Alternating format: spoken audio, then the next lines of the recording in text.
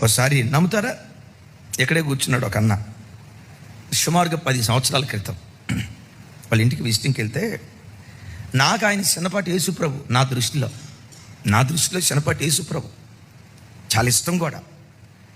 ఒకరోజు ఆ ఇంటికి వెళ్ళి నిజంగా అన్నను గురించి నేను చాలా మంచిగా మాట్లాడుతూ ఉన్నాను.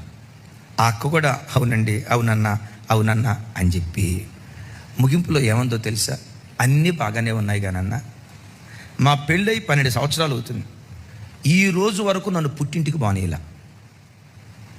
మా అమ్మ నాళ్ళు వస్తానంటే సచేమిరా, వాళ్ళు వచ్చారా నిన్ను నరికేస్తా వాళ్ళని నరికేస్తా, ఇదే భాష, నిన్ను నరికేస్తా వాళ్ళని నరికేస్తా అని అన్నాడండి. ఒరి ఈ నరుకుడు బ్యాచ్ ఏంట్రా నాయన, మనం చర్చికి వచ్చే బ్యాచ్ కదా, నరుకుడు బ్యాచ్ ఏంటో నాకు అర్థం కాల. అంటదా తల్లి, మీరు అన్నారా లేదా అని.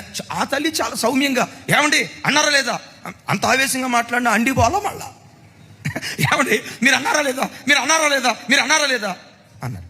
ఆయన అన్నాడు, మరి మీ అమ్మ నాన్న నాకు ఎంత అవమానం తీసుకొచ్చారు చెప్పు, ఆ అవమానం ఎక్కడ దాచిపెట్టేది, నాకు ఎంత అవమానం చేశారు అన్నాడు. ఏం అవమానం చేశారు చెప్పండి అన్నంటారు అన్నారు.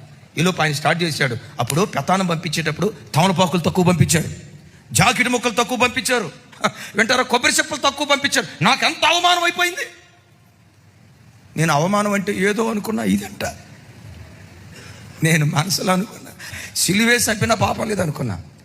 అంటాడు ఆయన, నాకు ఎంత అవమానం జరిగిందన్నా, అసలు మా అమ్మ నాన్న తలెత్తుకోలేకపోయారు, జాకెట్ ముక్కలు తక్కువ పంపించారు, కొబ్బరి చెప్పులు తక్కువ పంపించారు, తమలపాకులు తక్కువ పంపించారు అని మాట్లాడుతా అసలు మనిషి ఏమైపోయి తెలుసా, అసలు వాళ్ళు వస్తే నేను ఊరుకోనన్నా అన్నాడు. వాళ్ళు వస్తే నువ్వు ఊరుకో, నిజమే, పరలోకానికి వస్తే దేవుడు కూడా నేను ఊరుకోడు.